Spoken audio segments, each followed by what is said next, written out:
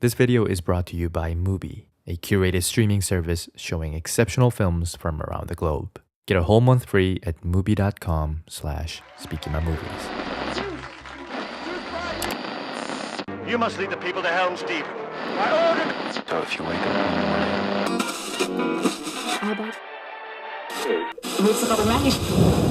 We are in the middle of a war.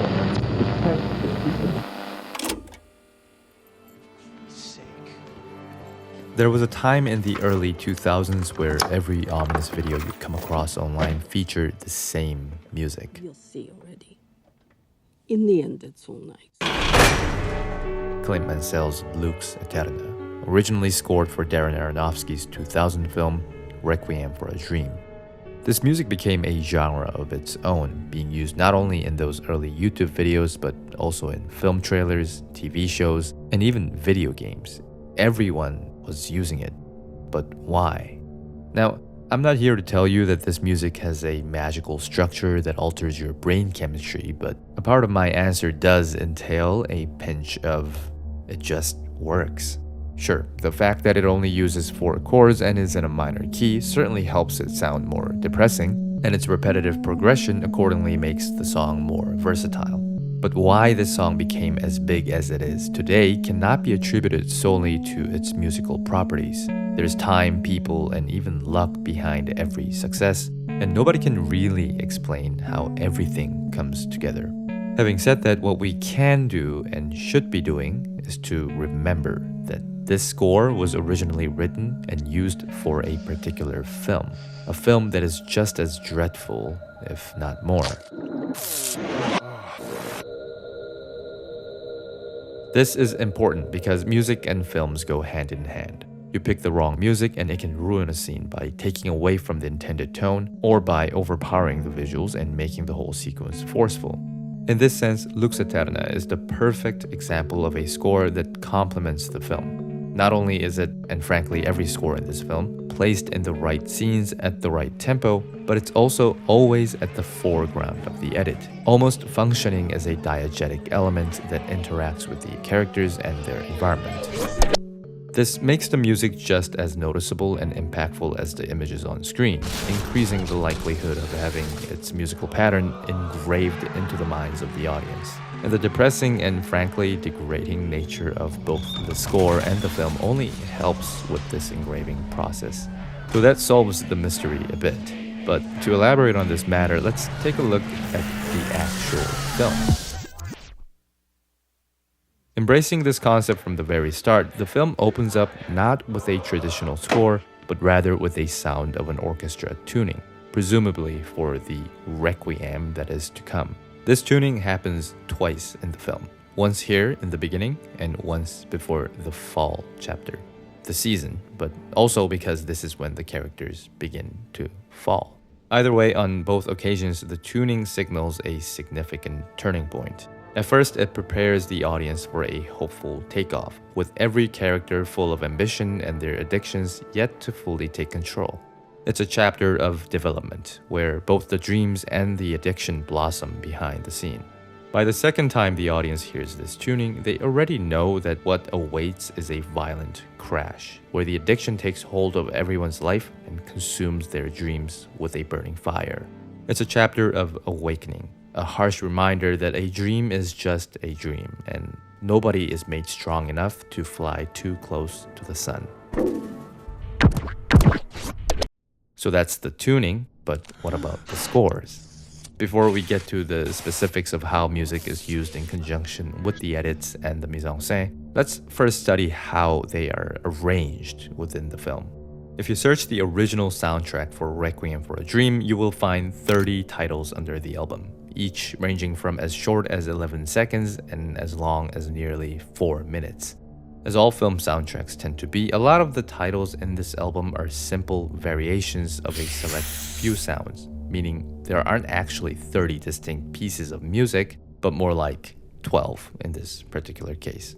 In fact, if you take out the shorter one-off pieces that are closer to soundscapes than a full musical experience, you end up with 6 main motifs or categories, each consisting of 3 to 6 resembling sounds, which in turn are paired to different scenes according to their tonal similarities.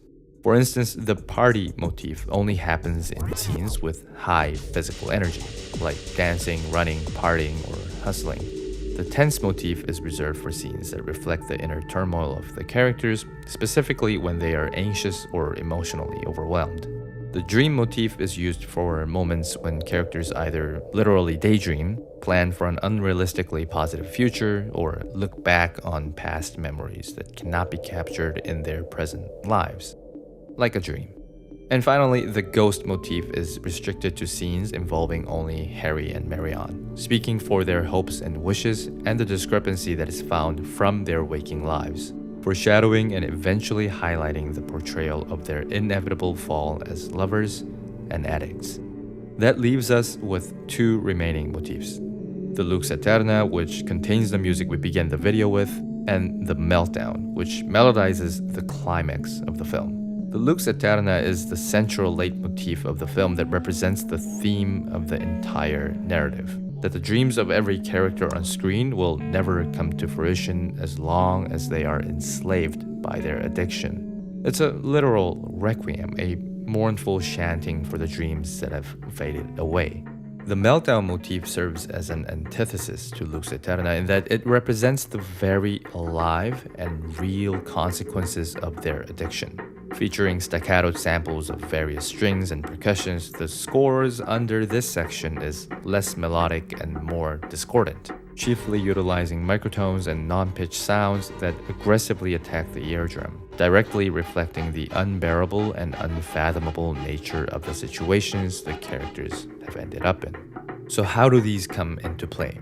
For one, just like the tuning, they function as a trigger, conditioning our minds by repeatedly reintroducing a given motif under a specific circumstance. A good example of this is found in the interaction between Harry and Marion. As mentioned, their musical theme is the ghost motif. This melancholic theme is played 4 times just in the first 30 minutes of the film, loudly announcing its presence and helping the audience link Harry and Marion's relationship with the notes of the score. The ghost theme is then played 4 more times after that as a direct counterpart to the first 4 instances. Both Harry and Marion are slowly succumbing to their addiction, and their love is becoming a secondary concern. Likewise, the music slightly shifts the tone by incorporating intrusive string sounds, matching the pictures and communicating their declining relationship. When this theme gets played for the last time before the big finale, the audience naturally recalls Harry and Marion's past interactions, producing a weird mix of emotions, starting from nostalgia and heartache all the way to a giant wave of hopelessness. The music in this scene accentuates the journey these characters have taken and warns of their unstoppable downfall, making the final sequence even more devastating.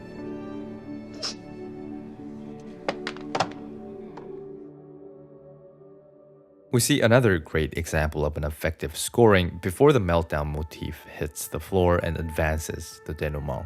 As the characters stand before their tragedy, their unbearable agitation is depicted with the tense motif, a short but nerve-wracking piano piece that is entirely made up of minor intervals.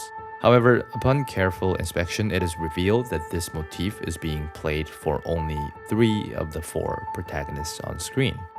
Sarah, who is basically in a state of psychosis, is dubbed instead with the dream motif. Okay. When did you start taking the pills? The summer. You started in the summer, last summer? I got the best place in the sun. Okay. Ada fixed my hair. This separates her character from others and distinguishes her as the only person completely out of touch with reality. After all, the dream motif has been used for scenes that generally examine implausible and unrealistic visions of the future. It's only when the physical world becomes too extreme, even for Sarah's broken mind to handle, that this motif gets silenced and replaced with the Meltdown motif.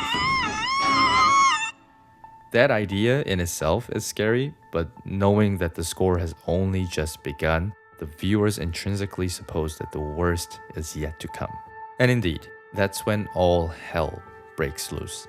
The film presents rapidly intercutting pictures in extreme close-ups, reflecting the character's isolation and emphasizing the chaos of the whole situation.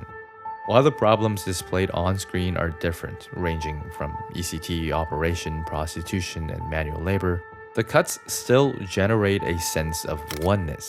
For one, the shots are assembled with highlights of vague graphic matches and matching transitions. Harry's damaged arm is cut to Sarah's arm, framing the scene with hostility. The invasive flashlight held by the doctor is cut to Marion's face, receiving unwanted attention from a crowd of men who are just as invasive, if not more. Harry falling to the ground in pain is matched with the POV shot of Sarah on a stretcher, forecasting his fate. And likewise, the panning shot of the intrusive crowd is matched with the panning shot of the doctors, encouraging the audience to question everyone's intention. But then there are the sounds, which only aggravate the pain caused by the horrific images. As the meltdown theme begins to creep into the scenes, we first get greeted with a short line from one of the supporting characters. Can you hear me? Can you see me? Yes, sir. Okay, for work. Can you hear me? This line is critical, and it serves to do way more than just setting the scene, since it melts into the score and carries the sequence forward. Following the tempo of the music, the monotonic voice of the doctor echoes and behaves as the key vocal line for this unpleasant harmony, pulling the sounds to the foreground and counterbalancing the intensity of the rapid shots. Coupled with the aforementioned visual match of the flashlight, the sinister presence of the doctor gets stamped everywhere, unifying the people around our protagonist under the same repulsive light. This is especially so since the first use of this line took place 10 minutes prior to this meltdown, when Sarah's doctor was checking her status with his flashlight. Hi, how are you? Can you hear me? Yes, Simon. And these diegetic sounds are progressively added on top of one another, starting from the doctor, then to the crowd in the apartment, all the way to the violent pitch of ECT. One. These layered diegetic sounds work together with the score that is playing, which, by the way, is just as jarring and taxing. In fact, it's the non-melodic nature of the score that allows for seamless blending of various noises of the film world. Sprinkled in between the giant batter of sounds are pen strokes, knockings, door openings, and even the saw blade that act as highlights coming from certain instruments in an orchestra. Even the ECT performs as the conductor of this piece, settling down the score for a brief moment before restarting the intense ensemble with its gesture. This isn't to say that the diegetic components of the film are the only ones supplementing the score. The score itself also speeds up and slows down in accordance with what is happening on screen. When Sarah first gets shot with a depressant, the music slows down together with her perception of the world, as if it was something Sarah could hear. Later in the sequence, as the cuts and transitions speed up, the thumping drum of the score also unnaturally speeds up, worsening the confusion and putting the audience at unease. When the disturbing noise of the saw blade cutting Harry's arm off is introduced, the score also distorts in a similar fashion, creating a last bit of blend between the diegetic and the non-diegetic, before ending the sequence.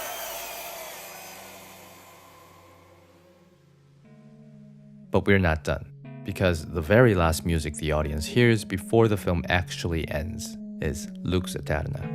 Just like this video, this music is the one to close the loop, and for a good reason. The minor progression of this music has no melodic direction. Consisting of only 4 primary chords, the score begins with a 5-note melody and gets tighter and tighter as it progresses, going all the way down to 2 notes, only to come back to its original 5-note melody.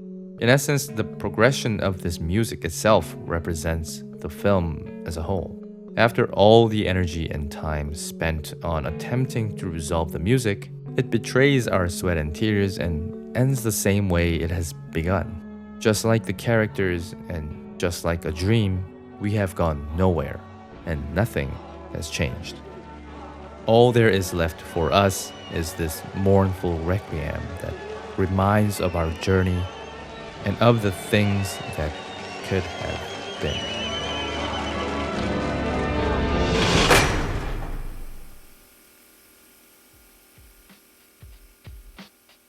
Hello everyone, thank you so much as usual for watching my video. I always wanted to talk about how sounds are used in Requiem for a Dream, and I recently got reminded of this film while rewatching Good Time by the Safdie brothers, whose works are also infamous for having unique soundtracks and mixes that pop those sounds to the foreground. If you live in Canada like I do and haven't watched Good Time, it is available for you to watch right now on Mubi, the sponsor for today's video. Mubi is an online curated cinema streaming service that premieres a new hand-picked film every day, giving you the chance to watch films you love and also discover new films and directors you haven't checked out before. Like I said, right now in Canada, Mubi is showing Safdie brothers Good Time. But there are tons of other great films in Mubi's library, wherever you may be, for you to check out, and you can sign up for an extended 30-day free trial and you use my link at mubi.com/SpikimaMovies. Once again, that's mubi.com/SpikimaMovies. So definitely make use of that, and thanks again for watching.